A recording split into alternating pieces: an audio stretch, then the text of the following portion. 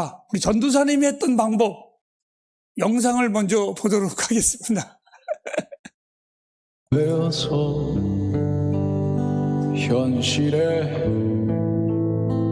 던져진 나는 철이 없는 아들, 딸이 되어서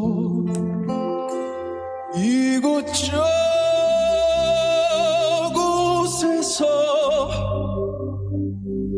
깨지고 또 일어서다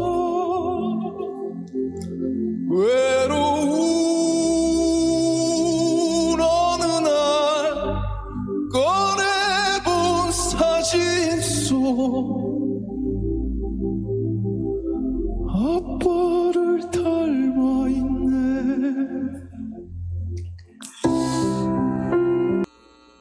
이 김진호 가수가 부른 가족사진이라는 곡을 보니까 자기가 이렇게 살다 저렇게 살다가 어느 날 아빠의 사진을 꺼내보니까 아빠를 자기가 닮았구나 하는 이 가사가 아마 어느 누구도 다 마음에 와닿는 가사일 겁니다. 전사님이 이 하나님의 말씀을 전하는 날이 어버이 주일이었습니다. 그러다 보니까 전사님은 자녀에 대한 비유를 많이 들었습니다. 하지만 저는 자녀가 없기 때문에 이 설교를 어떻게 해야 되는지를 몰랐는데 마침 어느 분이 저에게 연락이 와서 목사님, 요즘 충실이가 꼭 목사님을 닮아가는 것 같아요 하면서 충실히 이야기를 저에게 했습니다. 기분 나쁘냐? 저 역시도 충실이를 보면서 놀랄 때가 참 많이 있습니다. 내가 특별히 가르치지도 않았는데 주님을 섬기는 그의 모습을 보면서 닮아가는 것을 보면서 한편으로는 내가 목회할 때에 참 좋은 아들이 목사가 되는구나 하는 첫 번째 열매라는 그 기쁨도 내 안에 있지만 또 하나는 때로는 두려움이기도 합니다.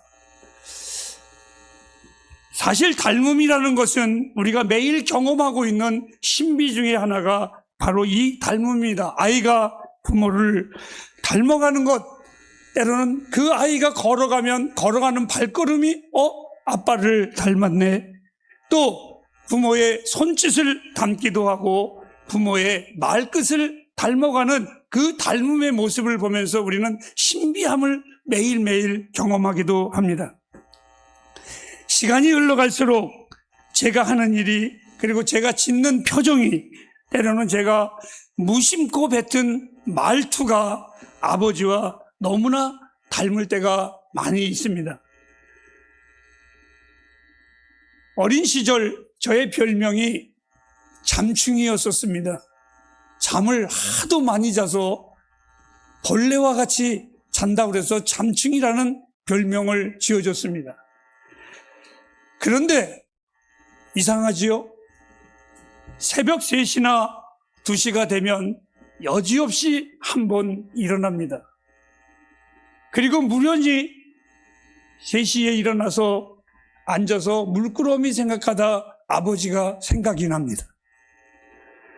저희 아버지가 꼭 그 시간에 일어나셔서 담배를 피시고 홀로 계시면서 또 하루의 일과를 시작할 때 왜 자꾸 이때 일어나지? 하면서 혼자 중얼거리신 목소리가 생각이 났는데 내가 일어나서 왜 꼭 이 시간에 일어나지? 하면서 문득 아버지가 그리워졌습니다. 잠충이인 내가 아버지를 닮아가는 것 참 신기하고 놀라운 일입니다. 한 가지 더 깨달음이 있다면 이 닮음은 내가 선택하는 것이 아니고 인생살이에 우리 안에 새겨놓는 문이구나라는 것을 알게 되었습니다. 자식을 보면 부모를 안다라는 말을 우리는 어렸을 때부터 많이 듣고 배웠습니다. 부부도 오래 살면 닮아간다고 합니다. 오래 함께 있는 사람의 표정이 또는 함께 있는 말투가 생각의 결이 어느 사이에 우리 안에 들어와 있는 삶의 닮음의 무늬가 돼버리고 말았습니다. 닮아간다라는 것은 결코 유전이 아니라 함께 있음의 흔적이고 함께 사랑했음의 흔적이구나 하는 사실을 또한 알게 됩니다. 성경에 보면 평행의 이론처럼 닮아가는 두 사람이 있습니다. 바로 아버지 아브라함과 그의 아들 이삭의 이야기입니다. 창세기 12장에서 아브라함은 가나안 땅에 기근이 들자 그의 아내와 함께 가나안 땅에 내려가기 시작을 합니다. 그런데 애굽으로 내려갑니다. 그 내려갈 때에 애굽의 왕이 아브라함의 아내가 너무 미인이라 그랬는지 그만 물어봤습니다. 내 함께 온 여인이 누구이더냐? 라고 할 때에 이 아브라함은 불현듯 두려움이 생겼습니다. 만약에 저 애굽의 왕이 그 여인을 나에게 달라고 했을 때 내 아내라고 한다면 그때의 윤리와 법칙으로는 자기를 죽여버리고 아내를 취할까 두려워 아브라함은 이렇게 말을 했습니다. 나의 누이라, 이렇게 고백을 했습니다. 거짓말을 분명히 했습니다. 자기는 살아남았지만 영문도 모르고 이 사라를 데려간 바로의 집은 그로 인하여 큰 벌을 받아버리고 말았습니다. 또 그렇게 한 번이면 됐을 것인데 아마 창세기에 8장이 흐른 창세기 20장에 보면 우리는 또 다른 장면을 발견하게 됩니다. 이번에는 아브라함이 애굽으로 내려간 것이 아니라 성경에 본 그랄이라는 곳으로 이 아브라함이 내려갑니다. 그런데 그는 또 두려움에 사로잡혔고 사라를 그랄 왕 아비멜렉이 물어봤을 때에 또 똑같은 거짓말을 합니다. 무엇이라고? 나의 누이라, 이렇게 말을 합니다. 그때에 하나님께서 직접 개입하셔서 아브라함과 그의 아내를 다 건져주신 사건이 성경에 나타나는 사건입니다. 그런데 묘한 것은 여기에 그쳤으면 좋았는데 창세기 26장 6장을 더 뒤로 가면 똑같은 장면이 나옵니다. 그런데 이 장면에는 주인공이 바뀌었습니다. 그 앞절에는 아브라함이었었는데 지금은 그의 아들 이삭입니다. 이삭은 기근을 만나서 똑같이 기근을 만나서 어디에 내려갔느냐? 그랄로 내려갑니다. 조금 전에 말씀드린 것 같이 이 그랄은 그의 아버지 아브라함이 거짓말했었던 바로 그 땅입니다. 그곳에서 이삭은 자기 아내 리브가에 대하여 똑같이 말을 합니다. 그는 내 누이입니다. 아마 똑같은 장소에서 똑같은 거짓말을 하고 똑같은 죽음에 대한 두려움을 이 사람은 가지고 있었습니다. 우리는 이 사건을 아버지와 아들의 문제를 보면서 어떻게 우리가 보아야 할까? 과연 이것이 유전이라고 부르기에는 너무나 정교히 닮은 모습을 우리는 이 성경에서 봅니다. 행동이 닮았고 두려움이 닮았고 그 두려움의 표출의 방법까지 닮았고 그의 언어의 내용까지도 너무나 많이 닮았습니다. 그런데 여기서 우리가 짚고 넘어가야 될 것이 있습니다. 아비에게서 배운 것일까요? 결코 그렇지 않습니다. 왜? 아브라함이 거짓말을 시켰을 때에 그의 아들 이삭은 이 땅에 태어나지 않았을 때였습니다. 그의 아버지를 보고 배운 것이 결코 아닙니다. 그럼에도 불구하고 어떤 영문인지 모르게 똑같은 일이 아버지를 그대로 닮아 그에게는 있었습니다. 성경은 이 장면이 단지 옛날 이야기가 아닙니다. 성경은 언제나 이렇게 우리에게 말을 해주고 있습니다. 그 아비의 길로 걸어갔더라. 가르쳐주지 아니해도 말하지 아니해도 그 아비의 길로 걸어갔더라. 저는 부모님들에게 이런 표현을 자주 씁니다. 불량 부모는 있어도 불량 자녀는 없습니다. 우리는 살아가면서 내가 불량한 사람이 될 수는 있지만 이제 갓 태어난 자녀들이 결코 불량 자녀로 태어날 때부터 태어나는 자녀는 없습니다. 마약하는 일을 경험하면서 그들의 대부분의 가정을 이렇게 말을 합니다. 그 마약성에 이끌린 자녀들이 대부분의 가정들이 그의 부모들이 술 가정으로 그렇게 살아왔습니다. 그래서 자녀들 역시 그것을 봅니다. 때로는 사람들에게 대할 때에 말을 잔인하게 하고 말에 정말 상처를 주고 아픔을 주는 대부분의 사람들의 양육의 방식을 보면 그의 부모들에게서부터 배우고 습관화된 삶의 모습이 그 삶에 계속해서 상대방에게 똑같은 일을 보여주는 것을 봅니다. 때로는 남자들이 여자들을 우습게 여기고 놀이개감으로 보는 것을 보면 그의 부모들이 이미 그 세대에서 그의 아내와 여자들을 그렇게 보았기에 그의 자녀들 역시도 똑같은 모습을 닮아갑니다. 한 가지 예를 든다면 제가 처음 교회 학교를 운영할 때에 주일학교 꼬맹이 아이가 이상하게 여자아이들을 대할 때마다 꼭 회차리로 때로는 줄로 여자아이들을 때리고 장난치는 것을 보았습니다. 어느 날 그 원인을 알았는데 그의 아비가 자기의 아내를 자녀들 앞에서 자기의 아내에게 폭력을 가할 때에 혁대를 풀러서 늘 부인을 그렇게 학대를 했답니다. 그것을 그 아들은 그대로 보고 늘 여자들은 그렇게 다루는 것으로 그들은 알고 있었습니다. 왜? 자녀들은 부모의 그 악함을 그대로 닮아갈까요? 아마도 가장 가까이서 그리고 가장 오래 보았기 때문일 것입니다. 아이는 자기가 본 것밖에 흉내를 내지 못합니다. 아이는 자기가 배운 언어밖에는 그 언어를 할 줄을 모릅니다. 나와 여러분들, 이 아이가 처음 살아가는 세계는 바로 어떠한 세계입니까? 다른 세계가 아니라 부모가 살아가는 세계, 부모가 말하는 세계, 부모의 표정과 말투, 그리고 부모의 모든 호흡이 자녀들의 일방적인 똑같이 닮아가는 삶의 세계입니다. 그래서 부모의 가장 좋은 것을 닮는 것은 얼마나 축복인지 모르겠습니다. 그럼에도 불구하고 그 부모에게 나쁜 것을 배운다면 그 자녀에게는 너무나 큰 불행의 사건입니다. 여러분들 꼭 기억하십시오. 자녀들 마음속에 그것이 하나의 흔적으로 남아있다는 것을 꼭 기억하시기를 바랍니다. 부모님이 술로 마음을 달래는 것을 보고 자라는 자녀들은 분명히 그것을 싫어하면서도 어느 날 그 길로 들어가는 확률이 굉장히 많습니다.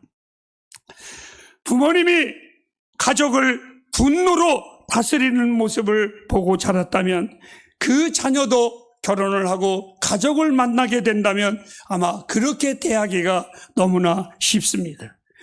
부모님이 예수를 믿는 것이 하나의 액세서리로, 형식으로 예수님을 믿고 살아가는 것을, 그것을 본다면 그 자녀 역시 말로는 기독교인이라고 하면서도 기독교인의 삶을 전혀 살아가지 않을 위험성이 큽니다. 자녀는 그 자리에 머물기가 다른 사람들보다 너무너무나 쉽습니다. 자녀에게 사랑하는 여러분, 이렇게 살아라 가르치기 이전에 부모가 먼저 그렇게 살아야만 합니다. 허나 저는 제가 이 말씀을 전하면서 과연 나도 여러분들도 과연 이 부모로서의 또한 어른으로서의 그 역할을 온전히 감당할 수 있을까? 성경은 나에게 이렇게 위로의 말을 던져 주었습니다. 모든 인간은 다 완전하지 못하다고. 그래서 끝내 우리가 닮아가야 할 한 분을 여러분에게 소개하고자 합니다. 부모입니까? 아닙니다. 영적인 선배입니까? 결코 아닙니다. 목회자입니까? 결코 아닙니다. 오늘 본문에 로마서 8장의 바로 앞절 29절을 우리 다 같이 한번 읽어보도록 하겠습니다. 시작. 하나님이 미리 아신 자들로 미리 정하셨으니 이는 그로 많은 형제 중에서 맏아들이 되게 하려 하나님이 우리를 부르신 것은 그 아들의 형상을 본받게 닮게 하기 위함이라, 이렇게 말씀해 주고 있습니다. 하나님이 우리를 부르신 이유가 바로 우리가 예수 그리스도의 형상을 닮아가기 위하여 하나님이 우리를 부르셨습니다. 여러분들 이 사진을 한번 보시기를 바랍니다. 우리 교회의 유일한 꼬맹이 둘입니다. 이소미와 예나입니다. 똑 닮았지요? 안 닮았습니까?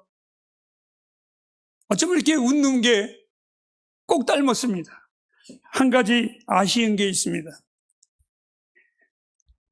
둘이 다 딸입니다. 엄마들 닮았으면 얼마나 좋았을까? 아빠들도 잘생겼지만 딸은 잘생긴 것보다 예뻐야 됩니다. 여러분, 우리가 자녀를 보면서 이 아이가 누구를 닮아가는가 늘 묻습니다. 그리고 그것이 늘 궁금합니다. 하나님은 우리를 보시며 묻고 계십니다. 햇불의 가족들이 내 아들 예수 그리스도의 형상을 닮아가는가? 이것이 하나님이 우리에게 관심을 가지시는 중요한 마음이십니다. 내 자녀가 자라가면서 아빠를 닮았을까? 엄마를 더 닮았을까? 그 닮아간 모습을 보면서 그 아빠가 엄마가 즐거워하듯이 하나님은 우리에게 무한한 관심과 지대한 관심을 가지고 계시는데, 그 관심은 저 자녀가 어떠한 학위를 가지고 있고 어떠한 지식을 가지고 있고 어떠한 배경을 가지고 있고 그것이 아니라 저 자녀가 정말 하나님의 자녀로서 예수 그리스도, 내 아들 예수 그리스도의 형상을 얼마나 닮아가는 것일까? 그 닮아갈 때에 하나님은 기뻐하십니다. 우리는 자녀들에게 반드시 보여주어야 합니다. 자녀들은 부모의 말이 아니라 부모가 누구를 향하여 살아가고 있는가를 반드시 그 자녀들에게 보여주어야만 합니다. 희노애락의 인생의 삶 속에서 나의 부모는 어떨 때에 무릎을 꿇는가? 그리고 인생을 살아가면서 힘들고 어려울 때에 나의 부모는 무엇 때문에 울었는지, 그리고 인생의 그 모든 문제 앞에서 나의 부모는 어디에서 답을 얻었는지 자녀는 그것을 본능적으로 알게 되어 있습니다. 저는 잘 알고 있습니다. 나의 어머니는 때로는 부부싸움을 할 때 속이 상해도 그분이 가는 곳은 언제나 교회였습니다. 인간의 육신의 아픔으로 인하여 힘들어할 때에도 그분은 언제나 하나님이셨습니다. 그리고 자녀들의 많은 문제와 속상함 속에 있음에도 불구하고 그 문제 앞에서 어머니는 언제나 훈계가 아니라 하나님 앞에 나아가 그 자녀를 위하여 우셨습니다. 저는 자라면서 그리스도를 온전히 섬기지 않아도 나는 알았습니다. 내 인생에 힘들고 어렵고 고난이 올 때에 나는 내 인생의 문제의 해답이 언제나 하나님이시라는 것을 알았습니다. 그것은 누가 가르쳐 준 것이 아니라 내 부모님의 흔적이었습니다. 내 부모님의 내 마음에 새겨놓은 답이었었습니다. 사랑하는 햇불가족 여러분, 부모는 자녀에게 예수님을 가르치는 부모가 되어야만 합니다. 선배들은 후배들에게 예수님을 지적해주는 자들이 되어야만 합니다. 목사는 교회의 성도들에게 돈 잘 버는 법, 이 땅에서 오래 사는 법을 가르치는 것이 아니라 예수를 가르쳐야만 합니다. 우리 자신이 도착지가 아닙니다. 내가 믿는 것이 온전한 것이 아닙니다. 우리의 도착지는 우리 모두가 가리키는 그분, 오직 한 분, 예수 그리스도, 이분이 나와 여러분의 닮음의 도착지라고 저는 확신하고 있습니다. 이제 결론의 말씀을 드리겠습니다. 우리 함께 큰 목소리로 오늘 본문의 말씀을 한번 읽어보도록 하겠습니다. 로마서 8장 38절과 39절입니다. 시작.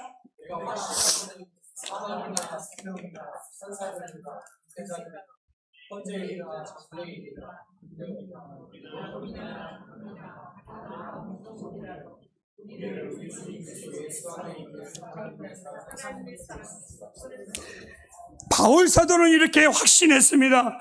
내가 주를 닮아가는 것, 그 어떤 것도 나를 끊을 수 없느니라.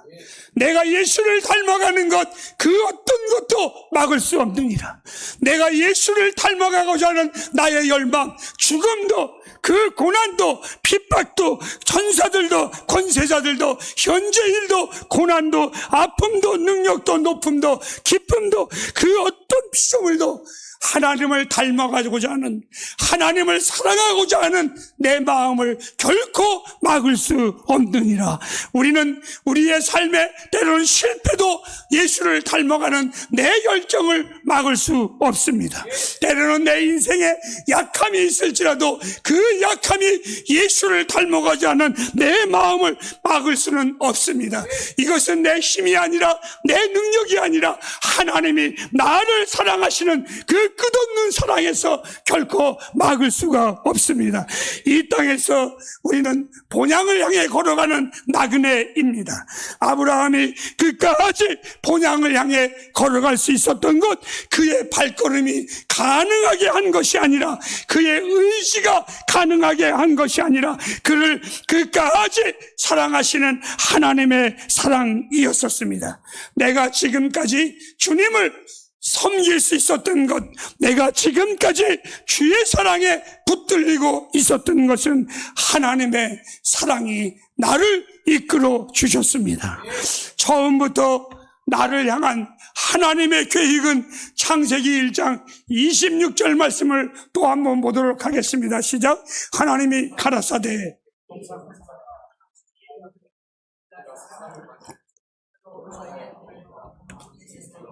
육축과 온 땅과 기 모든 것을, 여기 보니까 하나님이 가라사대 우리의 형상을 따라 우리의 모양대로 우리가 사람을 만들고, 하나님이 우리를 만드신, 나와 여러분을 부르신 가장 궁극적인 목적은 당신을 닮는 것입니다.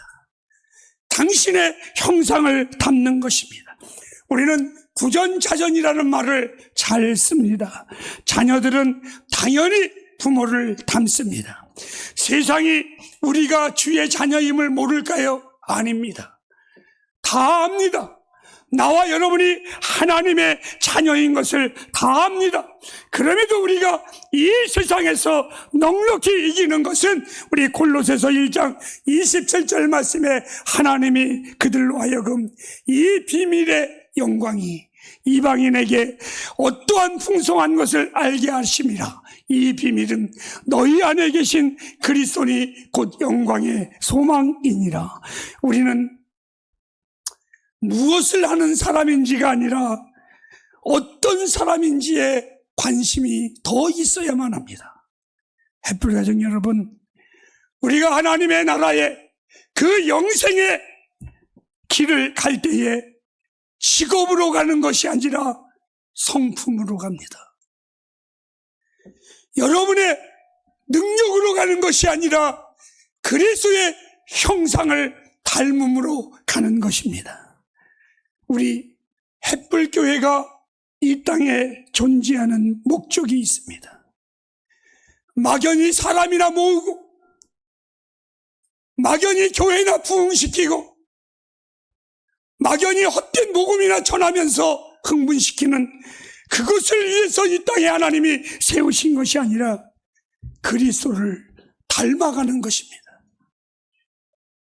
100명의 안 닮은 그리스도인이 있으면 무엇하겠습니까? 한 명의 닮은 그리스도인이 있는 교회가 되어야만 합니다. 햇불이여, 장성한 그날까지 주의 사랑이 우리를 절대로 놓지 않음을 저는 확신합니다. 나와 여러분들, 우리 인생의 목표를 하나님이 우리를 부르신 목적에 맞추시기를 바랍니다. 예수 닮는 것입니다. 기도하겠습니다.